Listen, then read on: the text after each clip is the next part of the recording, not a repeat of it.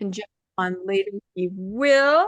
Okay, I've got my dog here. I've got my mic on. I think I'm ready to go. The band's back together, as we said. So Yeah, I absolutely. will count us down. Three, two, one. Hi, everybody. Welcome to Mormonish. I'm Rebecca, and you're supposed to say, and I'm Steve.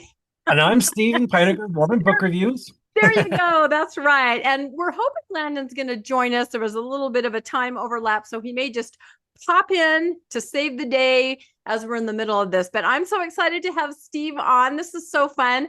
It's kind of like getting the band back together, right? Because Steve and I used to podcast all the time All the together time. on his channel. I think you've been on Mormonish at least once where we did your story, and then maybe even I, possibly another time. I'm trying to think, yeah, possibly. I Yeah. think I've done like one or two. Yeah, early days. I Yeah. think so Remember- too. I think yeah. so too. So, of course, everybody knows Steve is in Florida. How is the weather in Florida right now, Steve? Very hot. Very, I very. I feel You that might way in notice my Utah. armpit. I'm sitting in an air-conditioned house and I got sweaty armpits. We're not supposed to And reveal that side I of don't things care. to our I'm a podcast dude. audience, right? We're perfect. We're not sweaty. And I put on antiperspirant, and that stuff does, and it says 48-hour protection. It's not even 48 minutes here in Florida. Yeah, no, I hear it. I hear it. I was just looking at myself on camera. I'm like, oh my gosh, I washed my hair last night. I went to sleep on it. I never brushed it. This is what it does. I kind of look like a Secret Lives of Mormon Wives, right? With extension. Yeah, it's not extensions, just my hair. So The real anyway, deal, now you folks. I've know. seen it. Now you know behind the scenes what we do. That's right. So, well, I've been kicking around a topic for a while here. I've done a bunch of shorts on it. It seems like something new comes out about it almost a couple times a week. And I thought, okay, who better to discuss this with than, of course, Steve, our resident mainstream Christian evangelical, who, understands all things Mormonism and kind of, Switzerland. Like you said, you can talk on every topic, every side of it, because you interact with so many people, so many different faiths, so many different faith journeys, and you're so comfortable talking about everything. So I'm like, this is perfect. My topic is sort of, well, let's just start it this way. Yesterday, I saw a post where the church has created a new tool for people to create activities and award and invite people to these activities. So this is great. It's like linked to social networks. And so you can basically create an activity. It will create a link to the activity, and you can show your neighbor on your phone, hey, do you want to go to this? And you can RSVP. It's awesome. In real time, you can get people to come to things. Part of it said within the instructions, while you are creating these activities, let's keep in mind that our friends don't know our jargon, right? They don't know it. So they said, instead of saying, come to sacrament meeting, why don't you say, come to Sunday worship service? Instead of saying, come to Relief Society, why don't you say, come to women's group? Instead of saying, would your kids like to come to primary? Say, come to our children's group.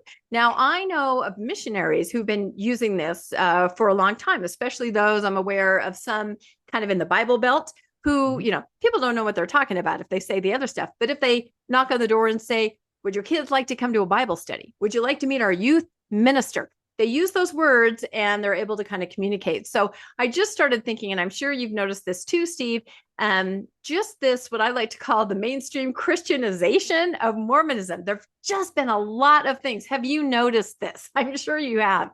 Oh, I've been observing it for a very long time, even well before I started the channel. And Mm-hmm. really, this goes back to, in a lot of ways, David O. McKay's correlation. Okay, guys, we're shaving off our beards. Mm-hmm. We're going to put on suits, and we're going to look like 1950s Middle America Protestants. And they succeeded in many ways. Yeah. I think we're seeing that continued transition occurring where the church is trying to mainstream itself into really, I mean, they want, one of the things that somebody told me early on, and when I first started the channel, he says that uh, Latter-day Saints crave outside affirmation. Mm-hmm. Now, I don't try to do that in a way in which I'm being, like using that as a, to talk down to people. Because honestly, I just, me, I'm such I have such a complicated, nuanced relationship with the Restoration and with the church and with Joseph Smith and its history and its people. And I think it's so important. But I do feel like there is this sense of being a persecuted people. Mm-hmm. And there's a sense of a people that were displaced many times in their past. And those that PTSD, that generational PTSD exists. And a lot of that was done, uh, was inflicted by my people. I tell people that, really one of the starting points for Mormonism was when that Presbyterian minister went to the Smith family and said Alvin is in hell because he did not receive a Presbyterian baptism. I say in many ways that was probably the beginning of Mormonism because that was Joseph's attempt to try to find a way to get Alvin into heaven. So I think that the conversation also is that because there's like familiarity breeds contempt. I tell people that April 6, 1830 gathering was a gathering of born again, spirit-filled, Bible-believing Christians. Them's my people. And so I think that that's one of those things where there's always been this parallel between our communities, probably more than anybody. We've been the main baddies to your people.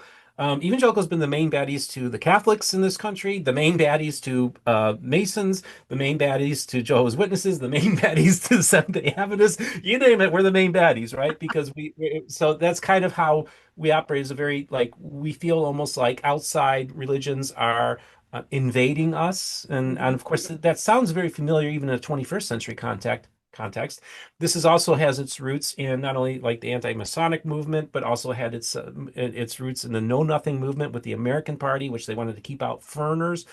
And so you have this history of this church that was persecuted by a lot of the same people that are the modern, were the, if you will, the pioneers, if you will, of evangelicals. And so we have this long history that's gone on. And in many ways, Mormonism certainly it did differentiate itself and did basically say that, hey, apparently Joseph was told, don't join in the other Mhm. churches, that, all this kind of stuff. So there was also, the Restoration kind of throws down a gauntlet to Orthodox conventional Christianity as well. So to then see these developments happen where you had very unique, so like I tell people, I was just talking to a polygamist on the phone yesterday. The 1830 church and the 1844 church are two different churches. They're not the same church. The 1830 church is a pretty thoroughly Protestant, pretty Yeah. Orthodox church. And by 1844, it's not the same church by any measure, right? And so and I was even talking to this polygamist. I said, now if and imagine what the church would have looked like if Joseph lived another 50 years. It Oh, probably would have been even yeah. that Yeah. much more different Yep. than church that was 18 because Joseph was on the verge of doing a lot of different things. And I even speculated on those things that I think he would have probably ended up doing if he had stayed on. But he was taken. And so that then we have this really unique opportunity when we're studying Mormon history. I say, listen, if you want to see the different potential what ifs with Mormonism, you actually get to see them play out. Yep. So if you Yep. want to see what the April 6, 1830 church would have become, if that's all that it was, we have the Church of Jesus Christ of Bickertonites. If you want to see what an 1833 church looked like that had the Book of Mormon and the Book of Commandments, we have the Church of Christ Temple Lot, okay, which is also pretty conventionally Orthodox. Actually, they're Trinitarian. The 1830 church, the Bickertonites, they're Binitarian. Then we have the 1836 church, which is the RLDS Community of Christ. So, and then we can see how those churches still exist to this day, and we can see the different trajectories of Mormonism. And the trajectories of Mormon, in many ways, the Church of Jesus Christ are very, very close to being pretty orthodox in their beliefs. And I think most Christians who, if I were to take them to their church service and listen to their preaching, what they had to say, they'd say, yeah, these are Christians we're with. I think some might feel that for some people tell me the 1833 church is a lot like a Baptist church Hmm. service. David Boyce of 52 Churches made that um, comparison with me. Then the 1836 church is now, except for the people that have since, have left that and started their own independent groups, is become essentially a mainline Hmm. Protestant denomination, which I predict will probably merge with the Methodist Church in the next couple decades. So we can kind of see these different trajectories happening and see how they played out. And then I can see the Mormon Church also looking at these things and saying, okay, And I went to John Whitmer a few years ago, and they were talking about the transition of the church in the 80s away from the Restoration and trying to move in a more Hmm. Protestant direction, Yep. and progressivism and liberalism, entering into the church. And I remember going, and this is I don't remember his name, but he's a pretty well-known historian. I think Howard's his last name. That I actually had a conversation with him, and during the Q&A, I said, I have this phrase from the main line to the old line to the dead line. I said, did your church make a mistake in 84 by choosing the mainline Protestant direction as opposed to maybe going the evangelical direction? Look at the trajectories of those two movements. I said, both within your history of the RLDS church, yes, you had progressive stuff, but you Hmm. also had a tradition of tongue speech that was still happening that day. You had, charismatic gifts, all Right. this kind of stuff. I said, you guys could have chosen the path of more becoming a more evangelical church, and I imagine could very well be in much better shape than going the mainline direction. I don't remember what his answer was during the Q&A, but he came to me afterwards and he's like, I just want to thank you so much for asking that question. Hmm. So now you have this situation where the Mormon church is looking at what happened to the community of Christ. And so they have to choose, okay, what playbook are we going to use? Yep. So I think for them, they're looking at the growth in the evangelical world, the Hmm. growth of non-denominationalism, the growth of the Pentecostal charismatic renewal movement. And I think, and in many ways, they're using the same playbook with doing exactly what the Lutheran Church of Missouri Synod did, the Southern Baptist Convention did, and many evangelicals did, was they purged all of the progressives out of their institutions of higher learning and seminaries. And so the church is doing the exact same thing with Brigham Young University. So we're seeing them Yeah. using literally the evangelical playbook Yep. of what those Witchcraft. churches did. And what it did was it stabilized those movements. And while the main line continued to wither, those groups actually Mhm. grew for a while and flourished. But they're also kind of running into issues too that all churches are running into. But if I'm the church right now, I'm looking at, okay, let's follow that model because that will Mhm. buy us some time to kind of fend off some of the stuff that's going on in our church. And so I think, what's so fascinating is when they're changing this lingo, right? This lingo that they're changing it to would basically be familiar to people that have a Protestant evangelical Yes. background. Maybe they're not Absolutely. active, but it's using our language to get Yeah. people to come and visit their church. Yeah, And and so, it's worse than that. Not worse, but they say instead of sharing the gospel, it's sharing the good news. And I keep saying my parents would be rolling over in their graves. And not that it's a bad thing, but I think the whiplash comes from if you're my age, about to turn 60, I was raised that these are false traditions. This is the apostasy. You do not do any of this. You don't use this language. You don't talk about grace. We're going to go through a list in a minute. You don't go to a Christian rock concert when your high school friend asks you to, I mean, it was not just ignored, it was vilified. And, there could be punishment if you were involved in this kind of stuff. So that's why it's so interesting. I think, younger LDS people are like, so it doesn't phase them at all. But the rest of us are like, what is happening? But Mhm. I agree with you. I think what you're describing is true of any institution where you have fundamentalism inside you, you have radical, you have progressive, all of that. And I love that you talked about the Bickertonites because we all went to a service. Steve took Landon and I and some others to a service.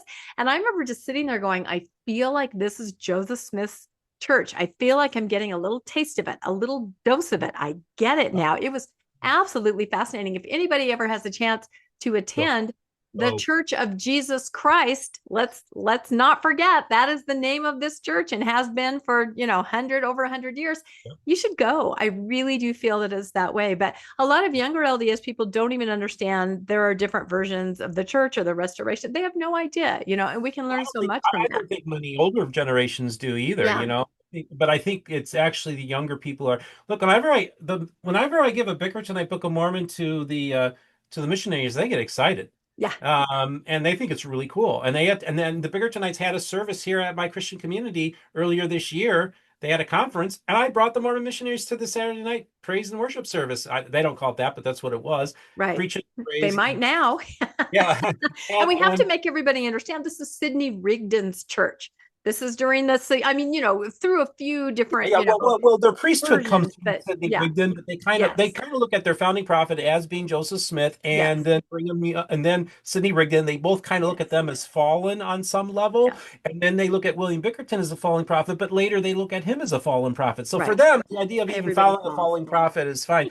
So yeah, it's really interesting stuff. Honestly, I love that church, and I love the people there. Yep. No, it's amazing. And so, as I was thinking about, this Christianization, which I talk about all the time, and I get so much pushback over it. It's so interesting to me, but I But love to engage real quick, in as we that do that, dialogue.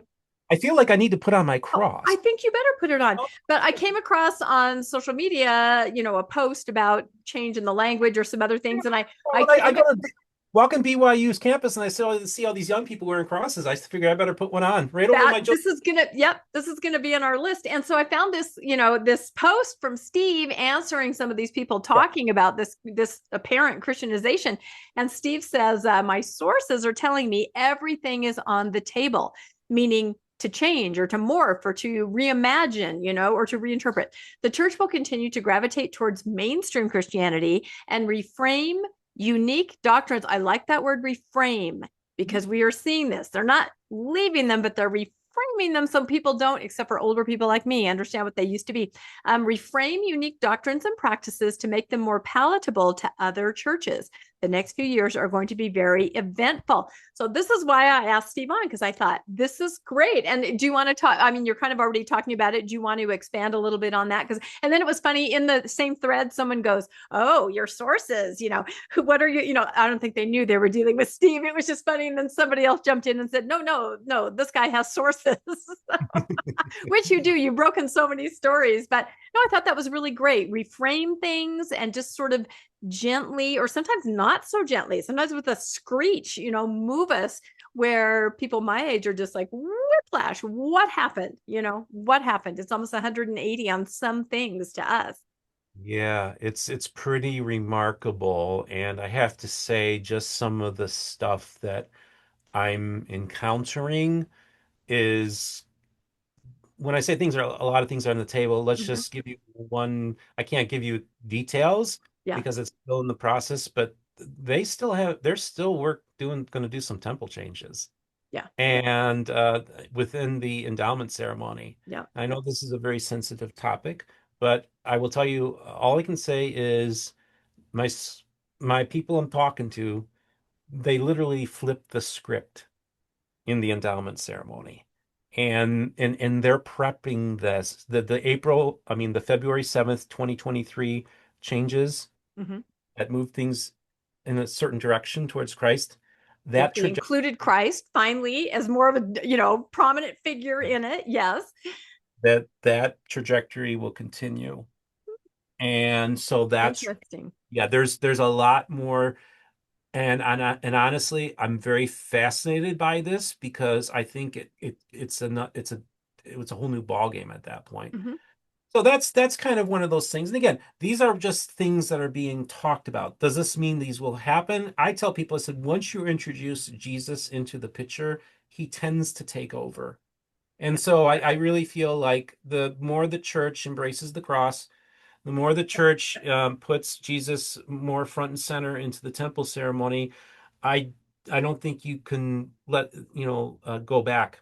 Yeah, exactly. When you start almost becoming like Holy Week on Easter week Yep. now. This is on my list. Maybe this is a Oh, good time to read I'm my sorry, but list. there's just No, no, no. And we can talk about all this because yeah, this is exactly it. I thought I've got to put all this down. Everything I've been yeah, podcasting about and talking about this whole time, little piece by piece, where I'm just like, what? I'm like, I'm just going to create a list. And I'm sure that you can add more to this. But yeah. again, some of these things are formal, like they're actually stated in conference. Other things are kind of more subtle. Some things are introduced through influencers that are faithful that I know they kind of trickle down, but I'm just going to read my list and you tell me what you think of this. So these are things that I've noticed, surface changes that the LDS Church has made in the last couple of years that seem to me to be leading on a trajectory to become or appear to be more mainstream and to be more attractive, I think, just to the average person, not to seem so foreign, not to seem so foreign, but just to seem like I recognize that. I recognize those words. So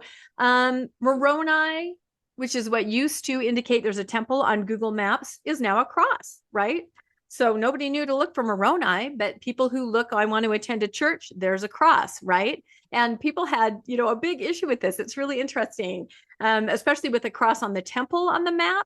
I think they might have kept the Moroni in that because, you couldn't go there for a worship service. That might be confusing.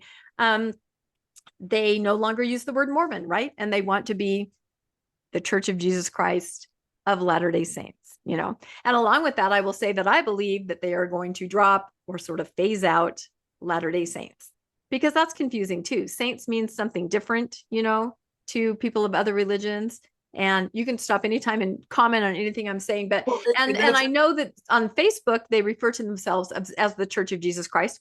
Their website domain is Church of Jesus Christ, because as we talked about, the Bickertonites on the other one, but I get a lot of pushback on that, but I stand by it. I know the style guide says, for media and stuff like that, say the Church of Jesus Christ of Latter-day Saints, and then throughout the rest of the article or whatever, you can say the Church of Jesus Christ, but they call themselves the Church of Jesus Christ often on their own website. And so I predict they're just going to become that, which is much more easy to understand than the Latter-day Saints. What the heck is that? I commented about that with their changing, like calling it the Church of Jesus Christ. And I say, no wonder the Church of Jesus Christ of Bickertonites, I've seen an increase in baptisms in the state of Utah. People are going to their website. I'm not kidding. Well, and I remember a story that you told me, Steve, where you had talked to some of the elders there a couple years ago and said, aren't you worried? The church seems to be kind of morphing toward using that name. And they said something back to you like, oh, we're not worried. God knows which is the true church. Well, I thought was great. It's so interesting because I had even said, have you guys ever thought about doing some legal, like, protection? So perfect example is, okay, so you have the Restored Branch of Jesus Christ. This is Matthew Gill's group, and of course, this is Chronicles of the Children of Aranek. That's right. I think I have a copy, or at least the Jaranek one. Yeah, I love that. And so his original name of his church was the Latter-day Church of Jesus Christ. Oh, interesting. And he has just a small following, and the legal department went hard on him for his name. Now, really, I was like, why doesn't the Bickertonites do the same thing? Yeah, when doing that, and they're like, no, that's just not how we play ball. It was just that. And again, this is not a diss on any church. I think every church has a right to conduct itself any way they want. But just to give you an idea, like, this, they scared him off, so he turned it off to be the Restored Branch of Jesus Christ.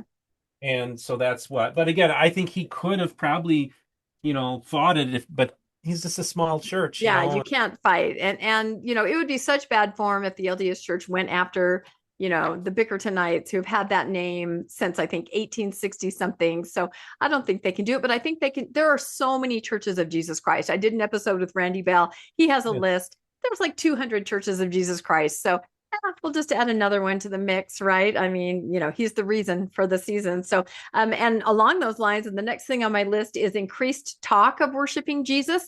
And this goes along with, what you're talking about in the temple. They've added that.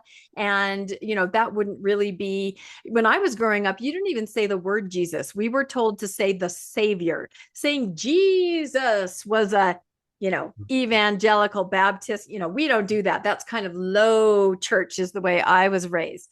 Okay. And my mom had grown up in Indiana in the South. So she had a perception of, tent revivals and evangelicals, that we were just kept away from that, So we said the Savior. And even as an adult in a Relief Society meeting, once the state president came in and said, don't mention the name of, Jesus very much. If you must mention him, say the Savior. We want to keep it sacred.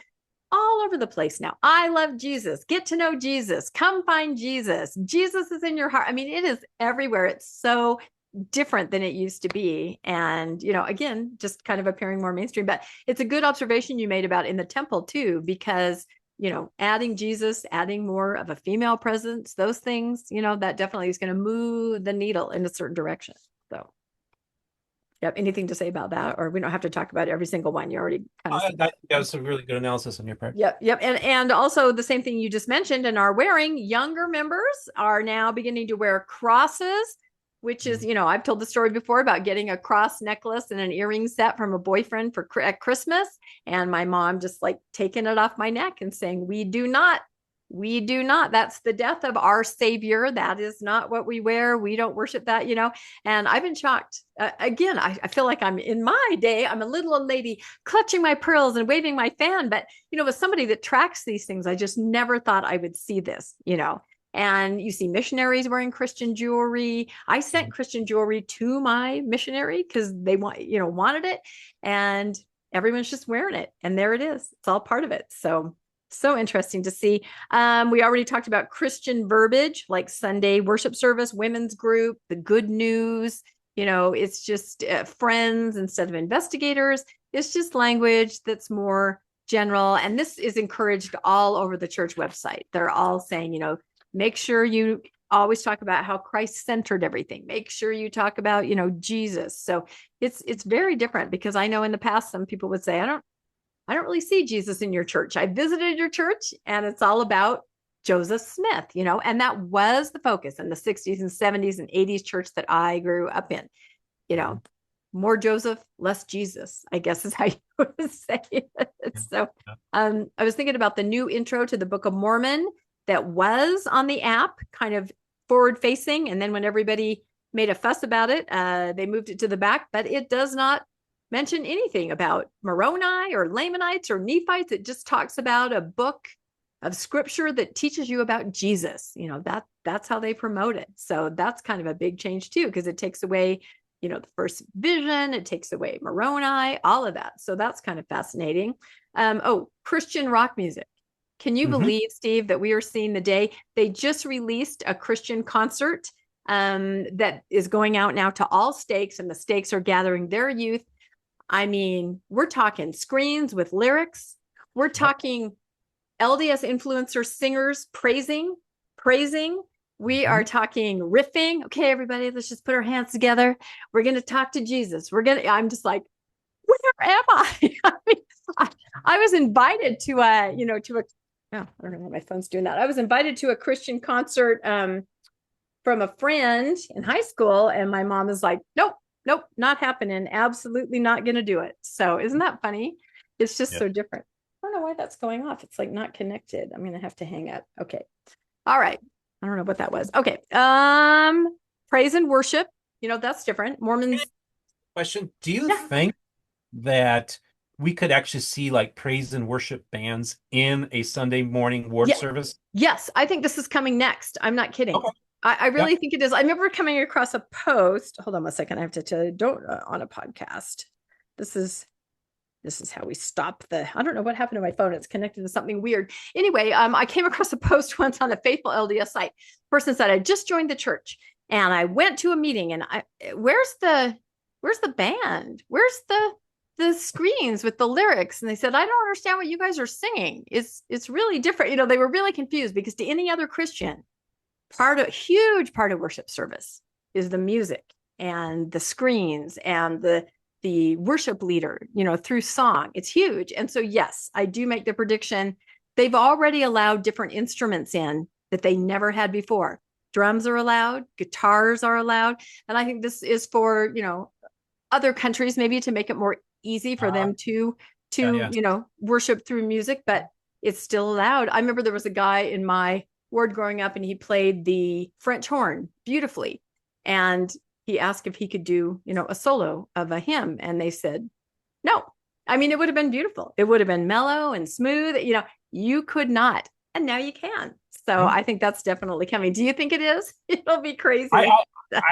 It's really interesting too, because so in the 1980s, we had what were called the worship wars. Yeah. And this was about what kind of music you play in your churches. So you literally had churches split over this. Yep. You had new denominations start over this type of kind. It was a really brutal scene, because this was the rise of CCM, Christian contemporary music, got really big. And so we had these huge splits. Primarily, you could argue it was an evangelical fundamentalist split between these groups. I have a friend who's a pastor who told me a story about visiting a fundamentalist church in Northwest Indiana, the largest at the time in the country that I grew up near. And he brought this girl asked him to come to their youth camp, and he was like, and she said something like, "Well, you could play your songs on guitar." And he's like, he's like 12 years old and he's learning how to play music. He wants to sing some Christian music and he was going to share it at the youth camp. And then the lead pastor came in there and talked about how guitars are of the devil. So they Oh, walked in, they took his guitar away, and oh no. then the pastor gave this big rant Oh my gosh, the against. poor kid. I know this is a poor 12-year-old kid going through this. Wow. So this was even into the 90s, where and then still a lot of these fundamentalist church still follow that. But then what we've seen as an accommodation, and this is really interesting because to see, especially if they move the services to just 1 hour, Hmm. is a lot of your churches now. Like I went to a Methodist church this weekend to attend a meeting, but they actually have two services. At 9 a.m. they have contemporary, Hmm. and at 11 a.m. they have traditional. Oh, interesting. And they actually have it in two separate buildings. So in the one, they have the main sanctuary where it's traditional, a little bit more high church. And then you got the other building where they have it set up like a little evangelical church with the words on the screen and the band and the Oh smoke machine. my gosh. So that was kind of where we found this détente in our Right, world where, okay, if you don't care for the music, that's fine. We'll have services to accommodate you with the traditional and you with right. the and everybody's happy. So I wonder if that's an evolution that we see, happening. Maybe they do more contemporary stuff in the singles ward, right? Maybe that kind of, No, those kind of do you know things. what? That absolutely tracks because one of my things on here is that in the singles ward, second hour is often hang out and eat treats. Just kind of gather in the cultural hall and just kind of hang out more than, for those of you, we do have some Nevermos that watch. A typical service now is, a meeting all together where you have people give talks and there are announcements and hymns, and then you break up into classes. So what I'm saying is that in singles ward, they are trying to do more of a let's just hang out, let's just get together, let's have a snack, let's eat, a lot more casual. And I was going to say that the hymns, the music, think about our new hymn book that we're getting. These songs are not new songs that are being put in this hymn book. They may be new to us. These are, in some cases, centuries old mainstream Christian songs. And I It's think just I think one of the funny. most important ones that was put in was Amazing Grace. Exactly. That's signaling something. Yep. That was always kind of viewed as that was a very Protestant song.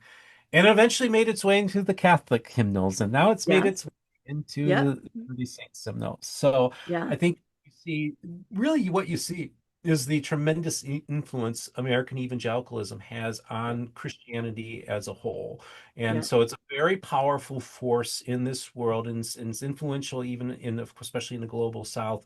And so it's influencing a lot of different groups and churches, and they're emulating us. And the Latter-day Saint Church is just doing Yep. what a lot of other churches have been doing in the past, that at first resisted this movement and now have embraced it.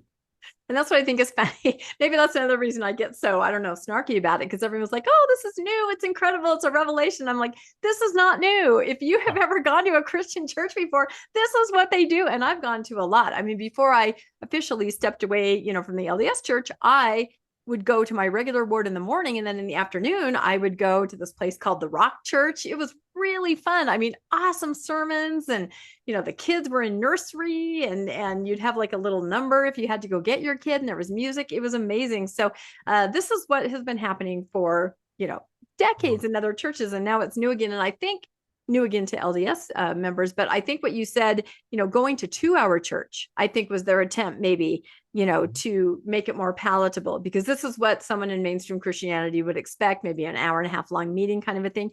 And that's why I believe the rumors about 1 hour church. I mean, they're pretty specific. I've seen, like a half an hour this and then a 20-minute that and that. I believe it because that's more in line, that's more in line with what a regular Christian person An would hour, expect. maybe even just 90 minutes. I don't know, but Yeah. I think Yeah. it's in that direction. Certainly. I mean, if you've already chopped off a third, that you can chop off some more, and I think that's probably going to happen. Yep. Partly because they're following the seeker sensitive model, which was employed by Bill Hybels when he built Willow Creek Church in the 1980s, which they literally what they did, and this sounds very familiar. This will sound very familiar to you.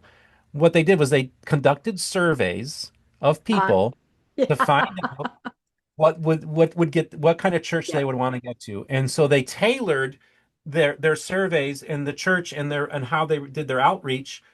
They tailored it to be seeker sensitive. Mhm. And so I think what we're doing is they're just following that. That's another thing. They're doing the exact same thing. Yeah, Yeah. that's fascinating because now that you mention it, it's true. People will often get these surveys and they'll post them. If they've stepped away from the church, they're still getting the survey. And you're right. A lot of them ask questions about how do you feel about this? What is Sunday school like? What would you think if this happened? And yeah, they're trying to give the people what they want. And why not? Honestly, why not? Because the old model wasn't working. So we talked about, okay, Easter, Holy Week, Palm Sunday, waving those fronds in the tabernacle. Every Mormon would roll over in their graves if they saw that, from my grandparents to my parents to my great, never thought I'd see the day. And again, it's fine. Let's celebrate Easter. But for everybody to say we've always done this, or, that is absolutely ridiculous. And when President Oaks tried to introduce them on Sunday, Easter Sunday, walk up to someone and say, he is risen. And then the response is, I really wanted to go to church on Easter Sunday to see if anyone would. It would just be so awkward. It's hard to undo all of this tradition and programming, but and stages of the cross, right? I don't know if you had a stake center near you where they did this. It's really stations of the cross, and where you have a little station set up for the 15 different events in the crucifixion. They called it stages of the cross. They invited people from the community in to walk through, and they're just trying so hard. But as we're going to talk about later, there is a screeching halt for a lot of things where mainstream Christian will go, wait a minute. And we'll talk about what some of those things are. But up until that point, these things sound very familiar to what you would see. And they're trying really hard to do it. They're trying to play catch up. That's what I see. And everyone's like, oh no, it's always been this way. It has not. I can't say that emphatically enough, right? It has not always been this way. Oh, that's funny. Let's see. The way we dress, tank top garments, wearing pants to church. That's one of the main things I noticed when I went to the Rock Church. People were dressed very casually. They looked, except for the Mormons that were coming in to try it out. They were still in Sunday clothes, and you could see garment lines. I'm like, oh, but yeah, Right. just dressing casually. Tattoos are okay now. That's something you might see with just, regular Christian people. Piercings, all that stuff is now everybody can just look like a regular Christian person. And that's a huge difference. One thing that I noticed is in a lot of social media pictures of LDS people praying used to be like this, right? This is how we pray. That's different from a lot of Christianity, but this is how we pray. I was in primary for decades, right? And it was always this. If you look at LDS artwork online now and the things that social media uses or so influencers, they're doing this. It's crazy. They're, have you found Jesus in your life? Are you praying? And there's a picture of a woman doing this. I'm like, I'm in a life of sorrow. So they really are trying to just appear nothing out of the ordinary. They look absolutely just Christian. And along with that, their artwork too. I've gone to several temple open houses over the last year, and the artwork in the temple. Now, I don't know if they replace it later, but it's all biblical artwork. Maybe there's something Waters of Mormon in the font, but everything is biblical. And I've noticed that in church buildings too, taking down the picture of the Lamanites and Nephites, taking down the picture of Joseph Smith.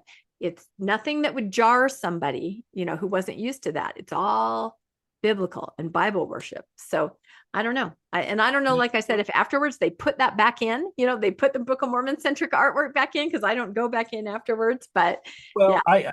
actually, I can ask some friends because I went and got the personal tour from Elder Corbett of the Tallahassee Temple Oh, okay. last fall and got to Right. see. Did you notice that? Just the I most noticed it was much biblical more artwork? Christ-centered and Yeah. biblical, yeah, and I do think there was a Waters of Mormon thing in there, but other Yeah. than that, the art Yeah. was pretty standard Christian stuff, yeah. Yeah, isn't that funny? So yeah, anybody who's been to the temple recently, let me know. Have they rehung the pictures of Joseph Smith and of the Book of Mormon? I don't know. So that was kind of the end of my list. Those are just the ones I've noticed like in the last year or so.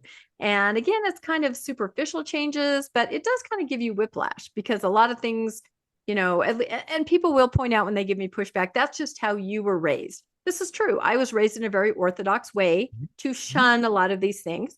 there are other people, friends of mine raised in California, and they're like, oh no, we could do that. And we went to brunch after church. I agree, there's a difference, but some things I think are, just making our head spin. So can you think of anything else for that superficial list, or do you think we've given everyone the idea, just this flavor of?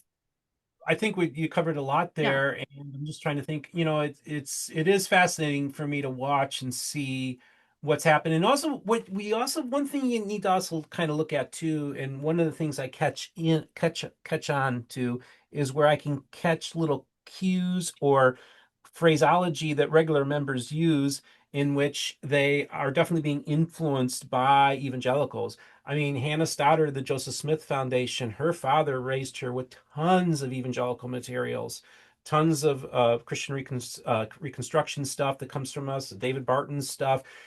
So she was very influenced by evangelical writers and thinkers and preachers. I've seen, well, I had Jacob Hansen. I was on his program, and he said, "Yeah, I've said the sinner's prayer." So just Oh. little things like that, where and then I talked to Mormons who one was a grandson of a famous apostle who basically grew up watching Billy Graham and Jimmy Swaggart and loved them. Yeah. Um, so I think that culturally there's been a lot of influence on restoration churches in general. I think I see it probably more of an influence in some of the other branches that are a little closer to us. But I'm often surprised at the knowledge and interest that Latter-day Saints have on an individual basis towards conventional Mhm. Christianity and have kind of integrated it into their personal faith. And actually, I think a perfect example is Jackson Washburn. Um, Yeah. Early days was one of my first guests, and he went to Harvard Divinity Mhm. School. He's kind of the superstar that they kind of want to uh, be the somebody who's going to be an influential person in Mormon theology in the 21st century. And what makes him so interesting is that at the age of 12, his mom became a born again Christian. So he started attending an evangelical church and a ward every Sunday during his formative years, and actually started really appreciating the even the Protestant view of grace, and is actually working it into Mormon theology Mhm. with really the encouragement of the church. So that's another Yeah. example, seeing it play out in individual lives as well. Yeah, and that's what you talk about when you say the reframing. And I love that because it's such a fine line. You have the older people probably waiting for us to die off, right? Who are like, it was not that way. And as they reframe it, people that are younger are like, okay, yeah, I can see that. That's what it meant, or that's what it was, and Just then we're told we misunderstood, though. I think that's the hard part, is that we're told that a rogue teacher taught us that. We're like, no, every single person. So I think there has to be some kind of acknowledgement that in the past this was it, and now we're going here. That's all I want, is a little acknowledgement. I think that you understand a lot of these changes just are geared for people under the age of 40. they Exactly. Yep. they've realized this is the group that we need to focus on, Yep. and so they're putting all their attention on that because that's where Yep. they're experiencing most of their losses. So they got to do things to stem it. And so I think that the large percentage of things that the church has done, um, under 40s are Mhm. all in favor of it and think it's really Yep. awesome and really cool, and it's probably helping them stay in the church. Yep. And so I think that that's what's going on. They're really gearing towards under the 40 people and just kind of waiting for, yeah, these generations to To pass and die. continue to innovate and Yeah. kind of just reimagine Yeah. 21st century Mormonism, No, and I'm sure that they've crunched these numbers. I'm sure that they've looked at this. But I'm like I said, I'm about to turn 60 in October. I am 3 months away from being the youngest boomer. So, my kids still call me a boomer. But I think that what they said is, you know what, these older people, when they make these changes, they may not notice, or there's such a sunk cost. They've been in it forever. They're not they're not Right. going to leave. They're still going to stay. They're still going to go to the temple. They're still going to pay tithing. They're not going to step away. They're just in it, or like my parents, they weren't even aware of these changes because, they were in assisted living, so it's that demographic. You're right. Yeah, It's the that's younger true. people that they're courting. And I'm so happy for the younger people. I think that the tank top garment thing is kind of was sort of this flashpoint for everybody, because those of us that are older were like, I'm so happy for you, but I'm also, oh my gosh, all the years that I wore to here, all the fights that I had with my mom, all the times that I couldn't be a bridesmaid because I couldn't wear the dress you wanted me, or I couldn't be in that dance recital because I'd have to get a different kind of a costume, all that. So you do more in that, but then you're very happy, for the new Mormon where you can do all this. So I think that's where it comes from. I'm not trying to say take it back from what you're doing. I think what you're doing is great, but maybe acknowledge that a lot of us lived what we were told were the rules, right? Self-policed, policed by family, policed in your ward, policed by community, policed by leaders, talks. We did what we were supposed to do, and now it's totally different. So, but yeah, this is a great conversation. I love it. So I don't know. I get emotional about garments because it was a big deal. It was a thing, and now to see these, Especially, it's yeah, yeah, yeah. yeah, no, it is. That's why I keep talking about it. People are like, "Shut up about garments." Like, I will not. But so then, as I look at all these changes, and you know what, going back to it's for the people. When I saw how excited LDS people were about Easter, I mean, buying the stuff, doing the things, the Holy Week, they were so thrilled, waving the palm fronds, having their neighborhood get together. They were starved for a way to celebrate Easter, and I'm happy for them. How amazing that these kids now get to grow up with this Christian tradition, if that's what your family's doing. So it's great. You finally gave people something to do instead of saying, like my parents, we don't do that. We don't do Right. that. That's not what we do, So, but I do think with all of these changes, there are some certain hard stops where somebody investigating the church, thinking it's just a regular Christian church, they're going to come up against some things that are different, that are really different. So I tried to make a list. I actually talked to RFM about it, and I'll read his little list. He says, there are 3 things that he sees that will never let Mormons, pull up a seat at the Christian table unless they were to change it. There's just no way around it. And it might also, if somebody investigates the church and they came across that, they might go, whoa, okay, that's too different. All this other stuff seems familiar, but this is not. So according to RFM, it's the Trinity, of course, the idea that we are polytheists. We believe in God, Jesus, the Holy Ghost, and Heavenly Mother, or as President Oak said, mothers. Polytheism, right? That's a huge one. The idea that the Bible is not perfect, as far as it's translated correctly, and that we, LDS, we have additional scripture. That's something that's different. And also the idea of works instead of grace, even though they talk about grace a lot now, which was a dirty word when I was growing up. They talk about it, but they don't necessarily, they still sort of have the point of view of works, right? So I don't know. What do you think about RFM's list? We talked about it for a while. I thought it was pretty good. Those are things that are, you know, that's going to be there. And I don't really see the church changing it. So I guess maybe you get in far enough. And then by the time you arrive at those, you're like, okay, I'll hear what you have to say, but Yeah, definitely different. those are definitely problematic Yeah, areas that I think would be difficult. I think that the church is going to try to move in a more grace-based hmm, perspective. I yeah, think even kind of reframing Nephi, where it says, "After all that we can do," it's like yes, it's a futile effort after all you can do, and you need God's grace. And I think that that's kind of how they're going to reframe these ideas and try to put them in line with conventional Protestant Christianity. I think what they, I, I also think, when it comes to like the Godhead and the Trinity, and this is a very difficult one it is. because you have the fingerprints of Joseph all over this as well, where you actually see what was arguably the original 1830 Book of Mormon was, and actually still in many ways is arguably more Trinitarian Exactly. than Maybe the they'll New go back Testament. to his original points of view because it's there Right. if they wanted to Well, it was reframe something.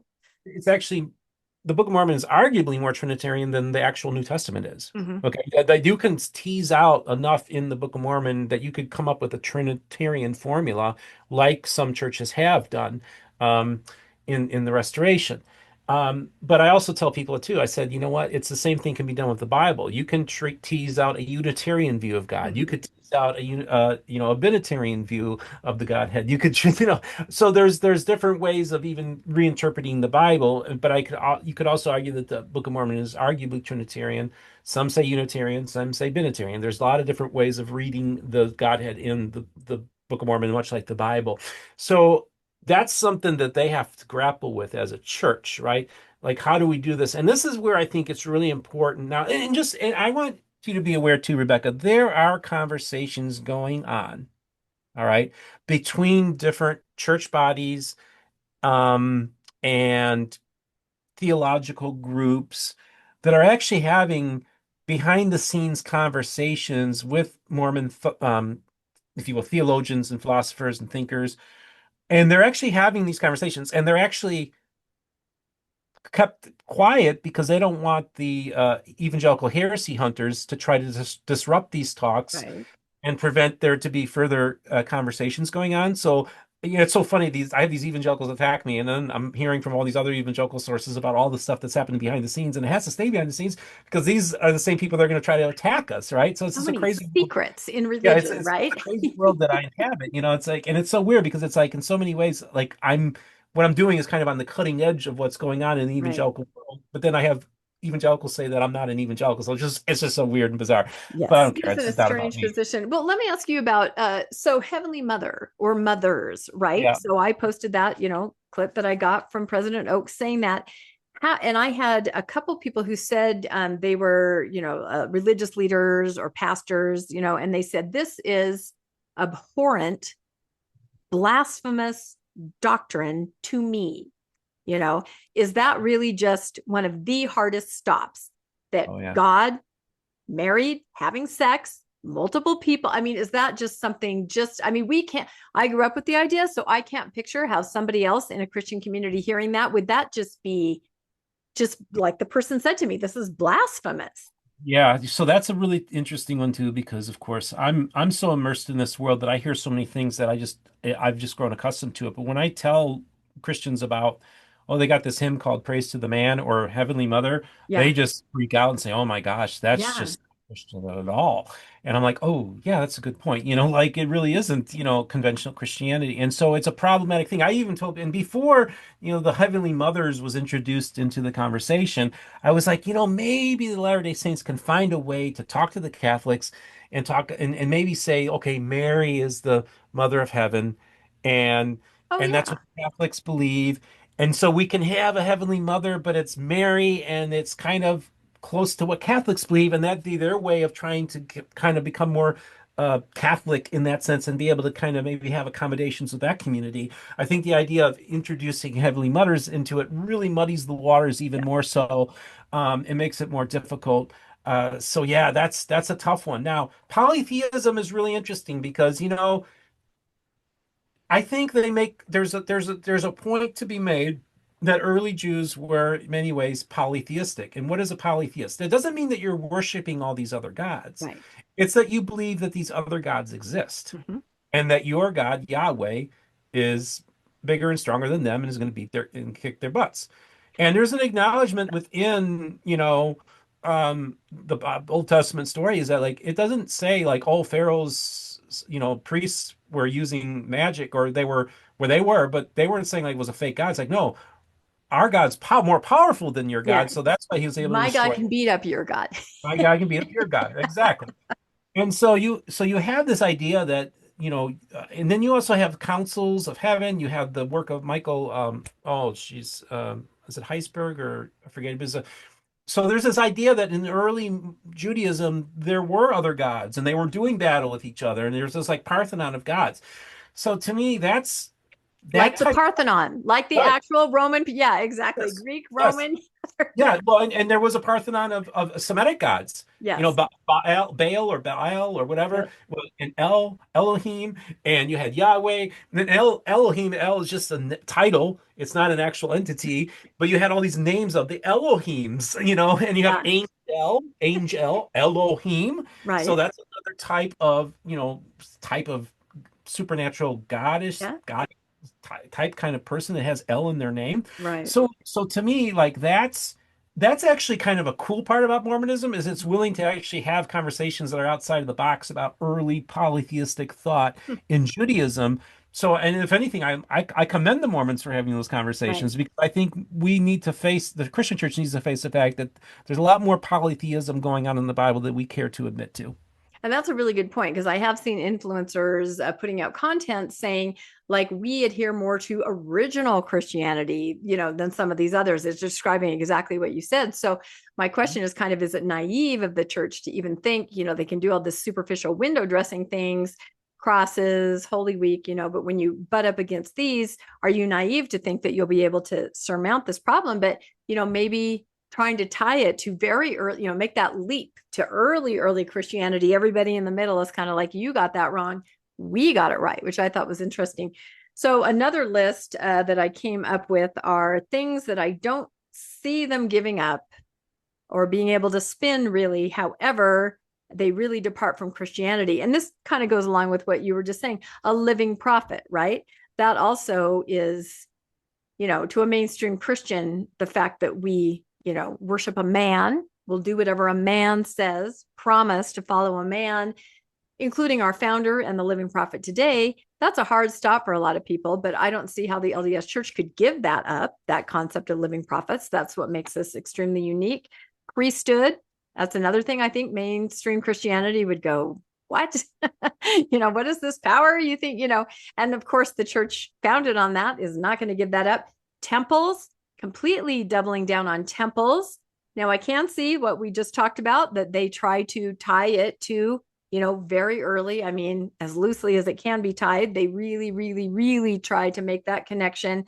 And then we already talked about the Godhead polytheism. So, there are things like that where I guess reframing really is the theme here. That's about the only way you could do it, is to try to make mainstream Christianity look at you as somebody that's practicing the old ways, right? The really old ways. So, but I don't know. Then others are going to say this is completely blasphemous. So, Yeah, there's a lot still, there's a lot of baggage in the restoration yeah, that they need to unpack and understand that, it does differentiates itself from, look, people, I get my critics saying that I believe in the Book of Mormon, or that yeah. I think that Mormons are Christians. And I say, I've never said that the Mormon church is a Yeah. Christian church.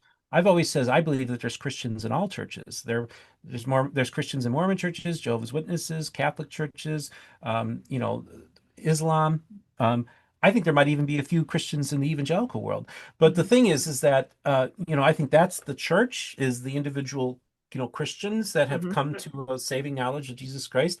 And so that's how I differentiate. But I also look at Mormonism as being, and it's not Nicene, it's not creedal, it's not Orthodox Christianity. I brand it as, if I just had to kind of like, okay, if I'm going to label this like as a person studying, a student of religion, I would say that, Mormonism would be a type of heterodox Christianity. Okay, not Orthodox, heterodox. And so Interesting. and I think that in one sense, and I'm one of those people who, on one hand, I'm like really excited to see them embracing some of the what we're doing. And I've talked to ministers about this. We've had conversations about this, and one even said to me, they said, they might be doing this for PR and marketing reasons, Yeah. embracing more and more conventional stuff. But he said at some point they might reach a point where they might actually cause people to convert, that the church could convert to Orthodox Christianity as it starts to move in a Christ-like way. In other words, this pastor speaking as an outsider observer, but somebody who's very close to the situation, saying that the church might it might get to the point where it's no longer in the church's hands, it's in the Holy Mhm. Spirit's hands. And so that's kind of where that from his evangelical perspective was looking at it, is that they might actually push this so far that they no longer control the narrative, and that it's actually being influenced by like by the Holy Spirit, as he said it. Yeah, So or the members that's just an itself. outsider's No, perspective. that's a very interesting point, because the members themselves, I mean, they're given this leeway and this license now, Yeah. and they can like listen to Christian music. I'll never forget, I think it was last year when they did this Christian concert, and it was the young men's general president and the young women's general president. And they were there and they were on the microphone, talking about this concert, and they go, "Oh my God, the joy." And they were doing this, the joy as we praise Jesus. And I was just like, what? I mean, what? But again, here are these people, they're feeling it. The young men's president was going, oh, I've never felt this. I've never felt this way. Yeah, you haven't, because you haven't been allowed to listen to this kind of music or interact in this way. So I feel like you might be right. Not only members, but leaders, they're going to be swept up in this. And there's so many, resources out there in mainstream Christianity, that you can kind of blend. Those are no longer evil or off limits like they were for me. I could go to a Christian concert now. I couldn't when I was a kid. I can read some other stuff. So I think you're right. I think they have opened a Pandora's box. This is what I think. And they're going to have to see what happens. I think that's true. And of course, sometimes you always have your shifts going one way or Well, another, and that's true. New goes president another could do direction. something. Yep. But I also want to introduce another concept in this too, is that what we are having, I tell people we're seeing within the restoration, we're seeing the rise of non-denominational Mormonism or DIY Mormonism, do it Yeah. yourself. And some people are just kind of doing their own thing. Oh, yeah. We also have this Especially interesting, young, very yeah, young.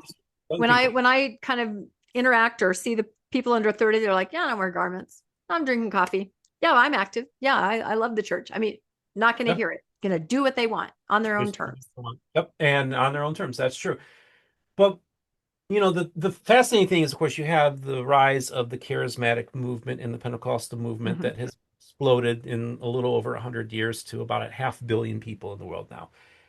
But within that movement, you have so much experimentation going on, and actually, arguably, a lot of heterodox Christianity going on in this area too. You have movements that have apostles, that have prophets. Okay, let me give you a few parallels that I think are very fascinating. You have Jim Baker, who was a city builder. Okay. You had Benny Hinn, who talks about there being more members of the Godhead than just three, Mhm. multiple Godheads. Oh, that's an interesting concept. You have Kenneth Copeland, who the very first billionaire televangelist, so obviously he has some influence, essentially believes in an Adam God doctrine, but Mhm. also believes that you will become a God. Okay. So then you have Kenneth Copeland talking about this. Then you have, Oral Roberts, who claimed to have had an encounter with a 200-foot Jesus. Well, that makes the first vision thing seem ordinary, right? Than the 200-foot Jesus. My point being is, if the Latter-day Saints were to find a way to kind of latch on into the charismatic world where all the dynamism is, Right. where It's all the there. experimenting going in, and there's a lot of heterodoxy and arguably heresy going on in this movement as well, that they might find another niche that within that world. Yeah. And what's so fascinating to me is that I see this convergence happening in Independence, Missouri, where you have the headquarters of the Pentecostal Theological Seminary, and you have the Kansas City prophets, who in the 1980s were making very similar prophecies about the area that Joseph Smith was making in the 1830s. Wow. It's a You have popular area. Yes, and you have this mixture of the Restoration meets the Bible Belt, and I'm having conversations with Pentecostals that are having worship services with Restorationists out there, and they're kind of doing their own, creating their own thing. I've talked to people who don't even aren't a member of the church who but believe in the Book of Mormon, that are charismatic. So I think that and then you got what's his name, Lynn Ridenhour, the Southern Baptist minister who was kicked out of Jerry Falwell's Liberty University as a professor because he spoke in tongues. He Oh, moves to Independence, Missouri to help Mike Bickle start the School of the Prophets. And next thing you know, he gets a Book of Mormon and he says this is an inspired document and and this preaches is from it. that. So I think that there's this potentiality for there to be exciting experimentation Right. going on in these movements that I think I would love to see more cross-pollination just Mhm. in general, because I think it's good to bring people together. And it may not be done in the most orthodox of manners. It might be quite unorthodox. But I also believe that, I believe that God loves his children. He loves all of humanity. He loves all the image bearers, right? And if he's not playing hide and seek with us. If you seek, you will find him. And I think that he wants to be found. And I also think that he's going to use whatever tools, whatever broken vessels are afforded to him to get his image bearers to come together. I'm all for it. And whether he's using the Mormon church, whether he's using the evangelicals, the Catholics, I don't care. God is sovereign. He's in control. And I'm very excited about what's going to be developing in 21st century Christianity and 21st century Mormonism. Yep, I think it will be unrecognizable, that's for sure. And I will say, as soon as they got rid of that minister in the temple, right? The evil minister in the the doors were open to explore, some kind Yes. of Yes, that, collaboration, things like that's that. yeah, and it's so funny because I've talked to other researchers and I didn't realize this, but back in the 19th century, they didn't just have one minister, they had multiple Yeah. ministers from multiple denominations that were Yeah. We're kind of represented representing. Yeah. in the temple ceremony. It Yeah. was like, so yeah, there's look, Latter-day Saints, you understand, you got to own some of this too. I'm willing to say that we did some nasty stuff, but you guys didn't said some nasty stuff about us too, okay? And let's not forget about That's Mountain right. Meadows. Tit for So, tat. That's it. yeah, So exactly. I have one more section that I've kind of been keeping my eye on. I'm calling it deep doctrine change. It's not necessarily doctrine, but things that was doctrine to me that I see Yes. changing. I came across a post on the Faithful. I'm on the Faithful sub more than I am, more like a post Mormon because it's so interesting. Somebody said, "Hey, I just joined and I'm hearing something about God was once a man or had a earthly experience. Is this real?" I was shocked at the number of comments that said, I've never heard that. Or no, I think, Hinckley said maybe once we mentioned it, oh, that's in that old Follett thing. That doesn't matter. They're reframing that away from that. Along with that, I see getting your own planet, right? Reframed. That was an absolute reality. I did an activity in seminary where I got to design my planet. I had, like a coloring sheet and I got to design all the parts of, the world. I made it mostly Star Trek, of course. I had, yeah, but that's another story. But the idea, of course, of grace, we've already talked about that, where, I remember asking like I said, I had a Baptist high school friend. And I'm like, well, what are you talking about? What do you mean grace and work? She knew that Mormons, because she'd gone to some of those classes they had in the 80s, about beware of Mormons. She's like, well, it's like this. You guys, if you fall into quicksand, you have to just claw and suffocate and strangle and make your way up to as high as you can go. And then Jesus will kind of go, oh, there you are, and kind of pull you out. She goes, when we fall into quicksand, Jesus dives to the bottom and gets us out and, as fast as he can and, wraps us in it. I've never forgotten that. I was like, wow, what a concept. So, we've already talked about this, but grace is a big one. The emphasis on Jesus instead of Joseph. We've talked about that. And this is a big one. This was there were 3 essays that came out recently about polygamy. That's a big one. Steve is highly involved in all of that. Not polygamy, but the study of polygamy. But that you don't need plural marriage to enter the celestial kingdom. That was one of the questions in the essay. And it flat out said no.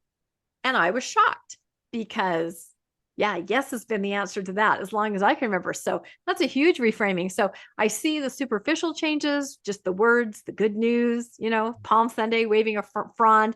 Then I see these more major things that, like you said, people my age, maybe we're just like, what, but we still stay in, right? But yeah, what do you think about anything on that list or some of the deeper doctrines that are problematic to Christianity, but we Yeah. seem to be able to reframe?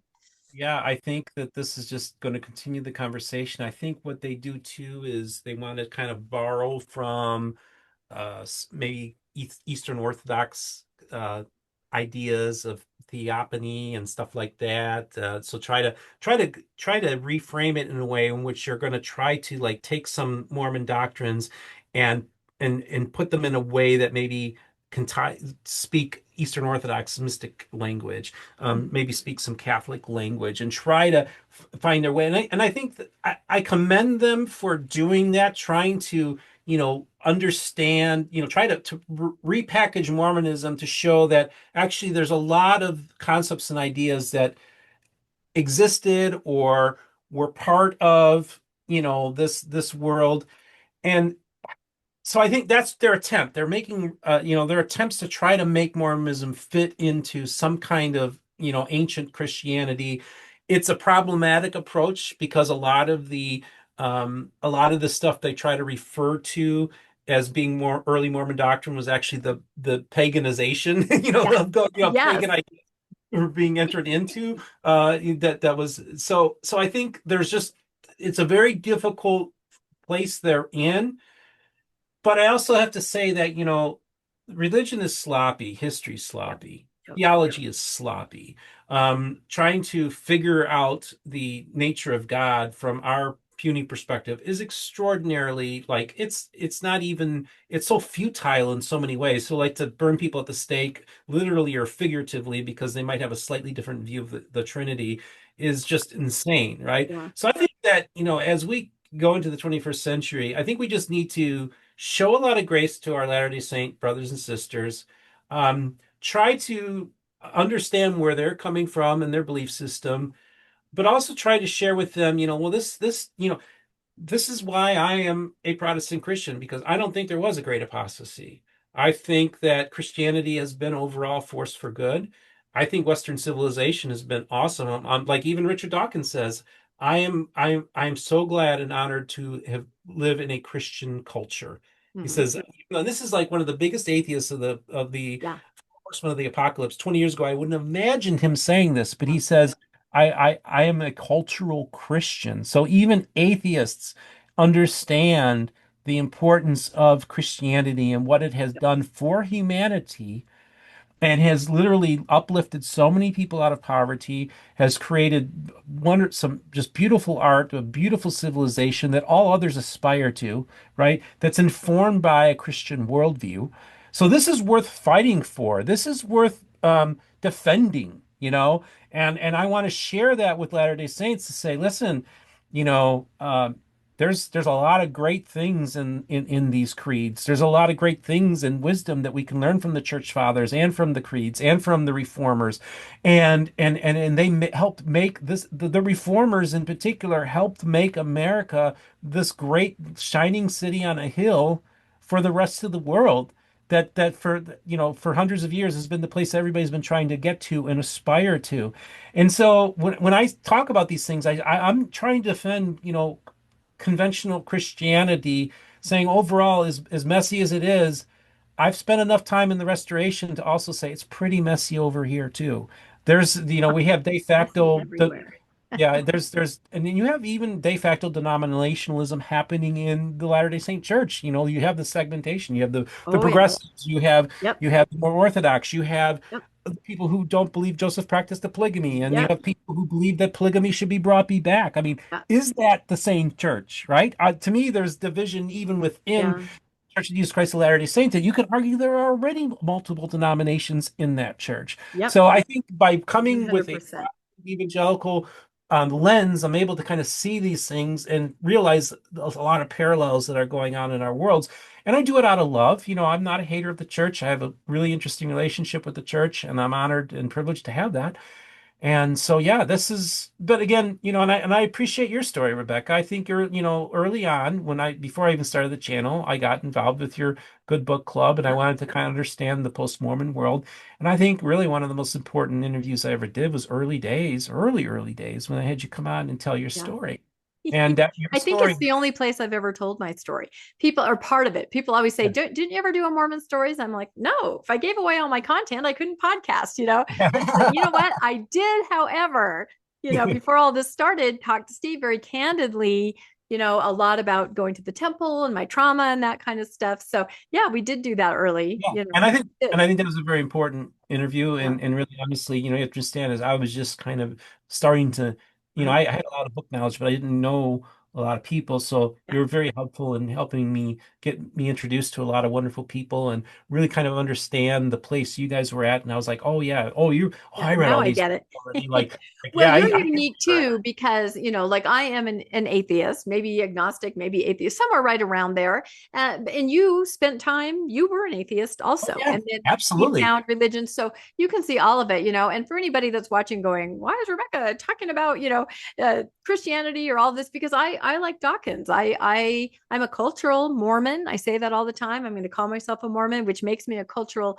Christian. And I am fascinated by the history and just everything that's happening and watching a fly on the wall. I'm in an interesting position, having been raised the way I was raised, so orthodoxly, and seeing all the changes and everything and being the age I am. So I just love to discuss it. And I don't disagree. I read something that John Dehlin wrote. I think he's going to put it out pretty soon, but it's kind of about Christianity, if you call it a myth, whatever you call it, and community. And if you choose to be a part of that, as a believer or not, sometimes it is the better option, to remain in that community. And I know lots of people that have chosen that, right? They make it work however they can.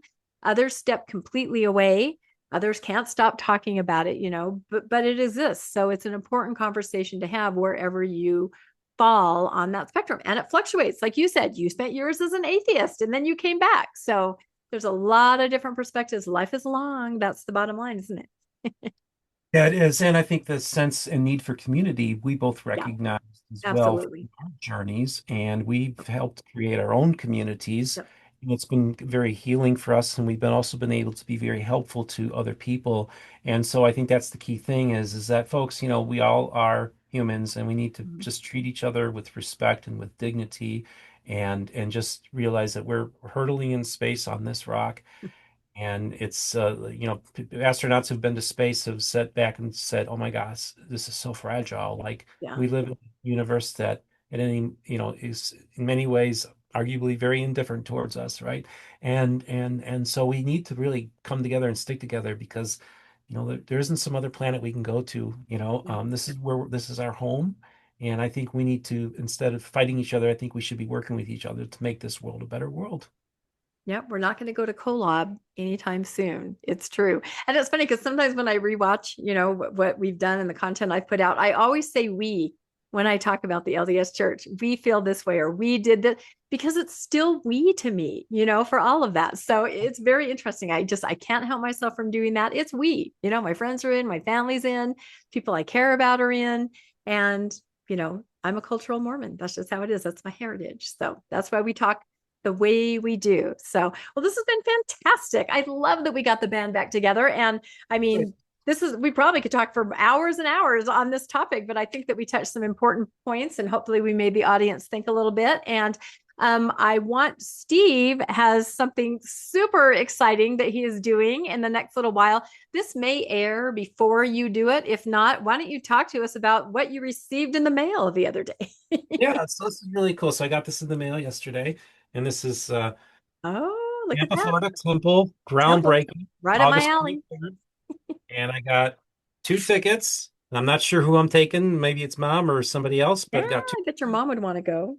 and a parking pass and been invited to attend this. And I'm very excited and honored to be able to do that. I hadn't mentioned this to you off camera beforehand, but this weekend, I'm going to be taping a rematch between Jim Bennett and Jacob Hansen. And we're going to be talking about some of the very issues that we talked about 2 years ago during that very explosive episode. So That stay tuned for that that. episode is still living out on the interweb. So I Oh, can't yeah, believe you're doing a rematch. And they both agreed, huh? yes, Does that Jim mean they Bennett. both thought they won? Jim Bennett reached out to me and said, I Oh, want to do this. And so we're talking, we're getting things organized. And wow. so looks like it's going to happen before Jim heads out to Argentina. Oh, okay. And so, yeah, it's going to be pretty interesting conversation. And that's what we try to do here is to help facilitate those types of conversations. But yeah, excited about the temple invite. My pastor, Dan Miner of the Harvest in Sarasota, he's going to be coming as Oh, well. Dr. Kyle Bashirs will be coming, who's a oh, leading excellent. Mormon scholar and a pastor of a church in Mobile, Alabama. And so we're going to have an interfaith um, event happening at a Mormon groundbreaking ceremony. So it's very exciting. There it is. That is amazing. And it's not an open house, it's a groundbreaking. Who is going to be there as far as the dignitaries from the church? Do you know yet? You have no idea. I I'm don't know guessing yet. not President Nelson, but who knows? President Oaks. He's I out and would about. say most certainly Elder Anderson will be there because whenever Okay. something happens in Florida, he's there because Tampa, his wife's from Tampa originally, so they get Oh, whenever they can. And so that, yeah, this I guarantee, and I'm hoping Elder Corbett will be there too, oh, okay. who was the one that gave me the tour. I've been in Right, communication right. with him, a really nice guy. And so, yeah, I'm hoping there will be a few other people there. And it's just an honor and privilege. It's just great to be able to have this opportunity to, have some civil dialogue and conversations and not make this about, trust me, I'm not going to be the guy outside holding the sign protesting. With your sign. No, you're not Those are going to the do it. those are the ones that are attacking me now, Oh, over it. wow. Well, But I'm yeah, sure you'll podcast about it and we'll get to hear all about the experience. Re- So, well, thank you so much. Rebecca, I love it. This has been an atheist and an evangelical sit down and talk about where's the Mormon church heading. I love it. Well, I just want to thank you so much for having me on the program today, Rebecca. It's great to do this again. You were recently on a panel discussion on our channel. I sure I'd like to was. see us have some more conversations. We Yeah. got some great panel discussions coming up as well. And I love, and maybe, you know what, I think we need to have you back on as a co-host You just know to what? kind One of these times, I know I have fun over there. It's good. So of, I don't know if your audience loves me, but but I don't, now I dress like this. So does every other faithful Mormon. all, So maybe they won't know the difference, right? it's so funny now. Like everybody knew when they What am saw I that gonna outfit, do? I they know. knew it right away. I Oh, can't. she's, It used to be like, oh, I'm getting a tattoo. Everyone will know, or oh, I'm yeah. wearing this. I guess I could still hold a Starbucks cup, but everything else is like, I can have double piercings. I can have a tattoo. I can wear short sleeves. So have to come up with something extreme, right? We'll see what happens. So, well, thank you, everybody. And please comment. Let us know what you have seen as far as changes in the LDS church, maybe skewing more mainstream Christian. And what are some things that you see as like a hard stop? We talked about some of those today. Please like and subscribe to Mormonish Podcast. And if you'd like to be made aware of when the new episodes come out, you can hit that notification bell. If you would like to make a donation to the podcast, we always have links in the show notes to Donor Box. We are a nonprofit, and we also have links to our merch store where you can get mugs and that kind of fun stuff. I have it here somewhere, my Mormon book reviews mug. I have that. That was the first mug I ever got. And it gave me the idea, yeah, I better get some Mormonish mugs. So, but we sure appreciate everybody that does donate to the podcast. It just means everything to us. And thank you, Steve. It's been absolutely fun. And we will catch everybody next time on, well, let's say on Mormon book reviews and Mormonish, right? It's a mashup. Bye, everybody.